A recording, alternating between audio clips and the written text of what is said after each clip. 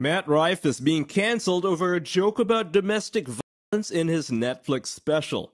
It's a fucking joke anyway. The comedian appeared sensitive about reports of him having a mainly female fan base, claiming that he doesn't pander his career to women. To admit that you don't fucking like having a female fan is not only misogynistic, it's fucking stupid. Who the fuck asked you? Oh, some people don't like you to talk like that. Oh, some people would like to shut you up for saying those things. You know that. Lots of people, lots of groups in this country want to tell you how to talk, tell you what you can't talk about. Well, sometimes they'll say, well, you can talk about something, but you can't joke about it.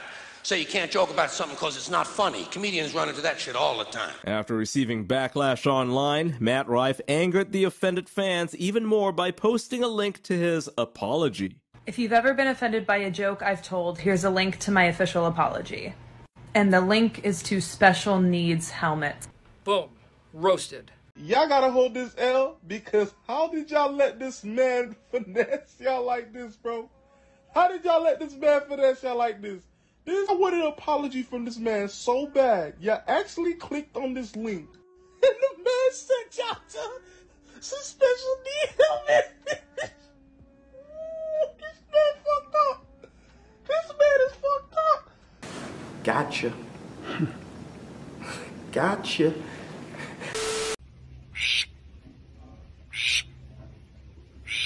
They ask you how you are, you just have to say that you're fine when you're not really fine, but you just can't get into it because they would never understand. Gas prices are so high, man. I mean, I can't even afford it. Oh my god, dude. Dude, ask her out. All she can say is no. Yeah, you think so? Yeah. Hey, excuse me, ma'am. Hey, is there anything you can grab your number, your email, or anything? You're joking, right? I'd rather jump out of a plane without a parachute. Okay, yeah. I'd rather be in ICU right now in my last day. Okay, do you have an AOL? Or Then no? give you my number. I'm actually on the phone with a cop. She has a boyfriend. Gotcha. She's got a man. But you know what they say about the best laid plans, right? All right, fellas, so I'm sitting here watching the KU game.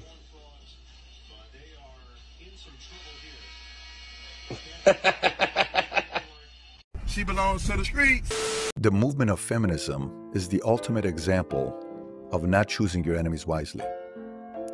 You chose men as being the enemy. 40 years later, 50 years later, you're 65 years old, single, not married, no kids. You're living in an apartment or a condo with a dog or a cat. That's all you ever talk about, and you're lonely, and you're sitting there saying, I was wrong. Men are not the enemy. But guess what? That movement stole 50 years of your life. You know how painful that is?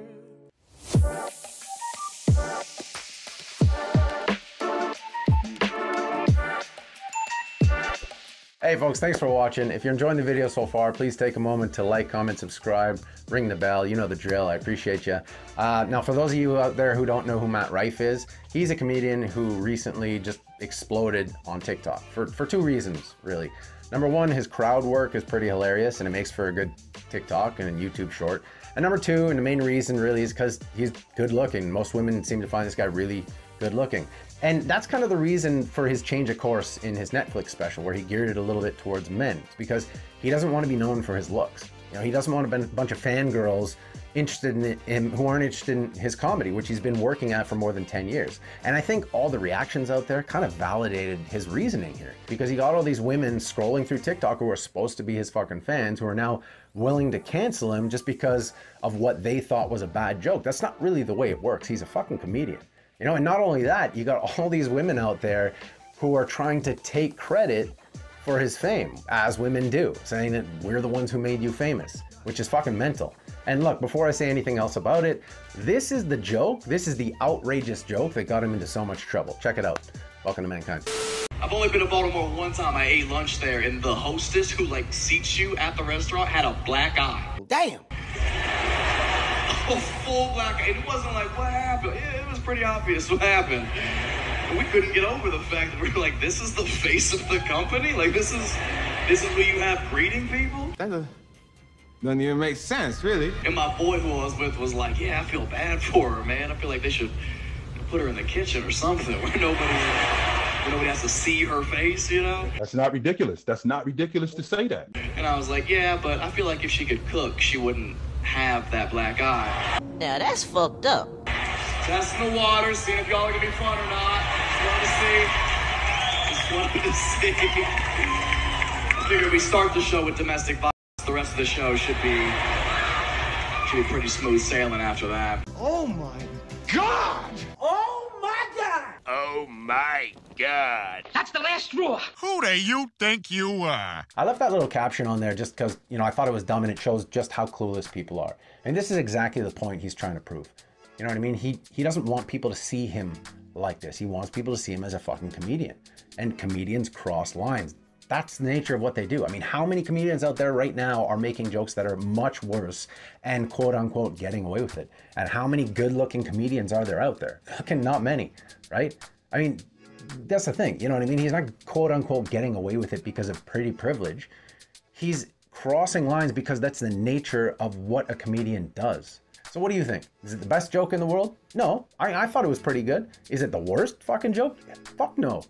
Right? I mean, he even finessed it at the end, saying, you know, we're going to start off real hard just so I can see if you guys are a bit of fun.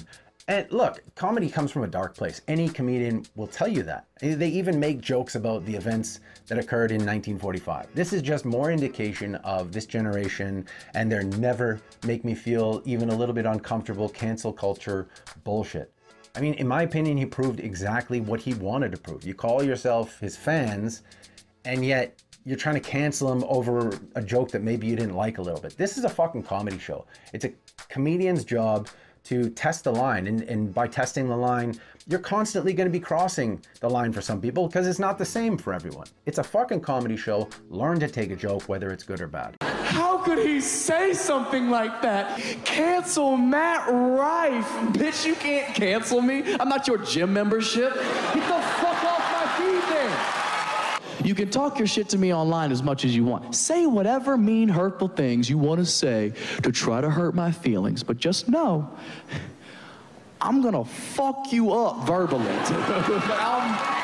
My goal is to now make you cry. Like, I'm gonna win this battle every time. So when I hit you harder than you hit me first, don't act like you're the fucking victim, okay?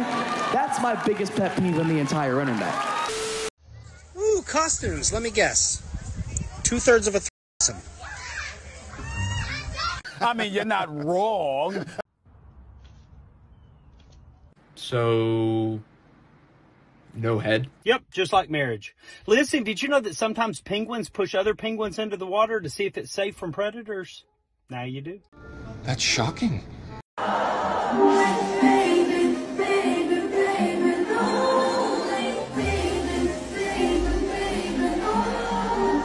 Boy, I feel like a horse's patoot. You don't. Wait, let me see your hands. Let me see your hands. It's not washing off. It's coming off slowly. It's not washing. It's not washing off. You all are fucked. I forgot to put these Halloween clips in a couple of weeks ago, so I thought I'd get them in before it was too late. And is it just me, or every year is there another fucking batch of idiots who paint themselves with paint that doesn't fucking come off? If a guy took me on a date to one of these chain restaurants for the first date, he would not hear from me again.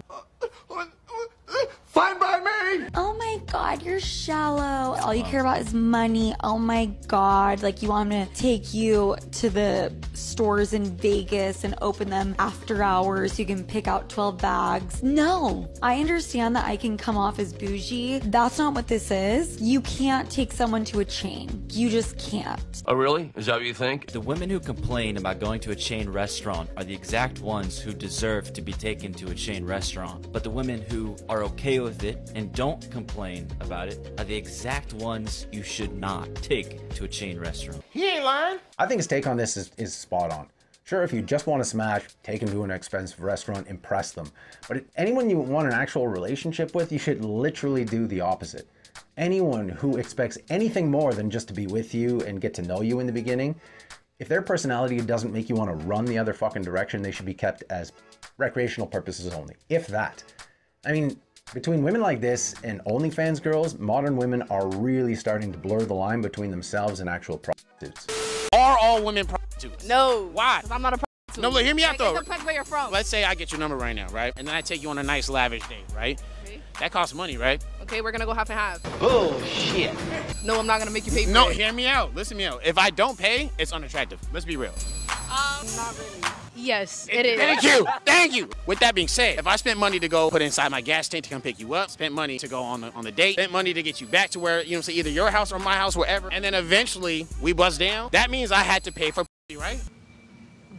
Oh, shit. So therefore, y'all are Yeah, you might have just made a fact just now. That's some real shit. For those of you who don't know, that's McQueen. And if you want to talk about pretty privilege, this is closer to what it looks like.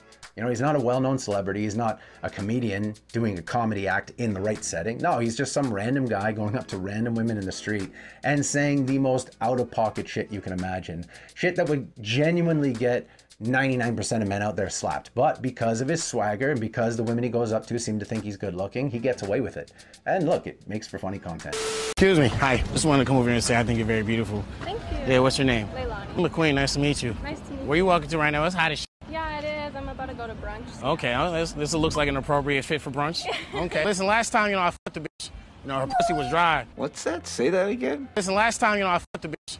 Her pussy was dry. So I might use lotion with you, Damn. Oh my. I'm just using some future reference, you know what I'm saying? Okay. Because I can feel the sexual tension already, you know what I'm saying? I can feel it. Yeah. I can feel it. You can feel it too? Yeah. Okay, for sure. That's hard. That's hard. He is the one.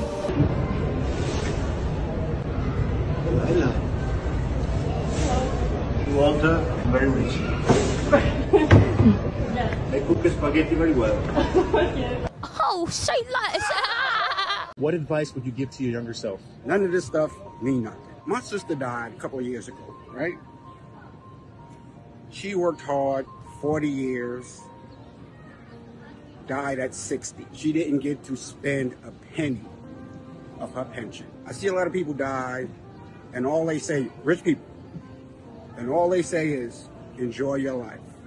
Because none of this, in the end, means nothing. So that's what I would tell my younger self. Enjoy your life. Are you enjoying your life right now? Absolutely. See my girlfriend? My man. Enjoy your life, but don't get careless with your future by being complacent today.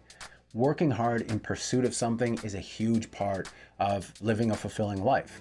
And look, do yourself a favor. Stop comparing yourself to the next guy, because whether they show it to you or not, whether you see it or not, everyone fucks up sometimes. And anyone who leads you to believe anything different is full of shit. They're creating an illusion. Remember, you are your only competition. So look, the next time you fall off, cut yourself some fucking slack. It's never as bad as it seems. Don't worry about the next guy. Just fucking make sure you pick yourself up, brush yourself off, and get your ass back in the game. Your future you will thank you. Excuse me, miss. How you doing? Good. I just wanted to come over here and tell you I think you're very beautiful. Straight up, I'm just trying to people who have hidden it better than you. That's all they've done. They've masked their shit better than you have, and now they're flipping it back on you and saying you're fucked up. I want you to realize that this world, life, is one big head game. And once you learn to play the motherfucking head game, it's no longer a game anymore at all. You can start living your life.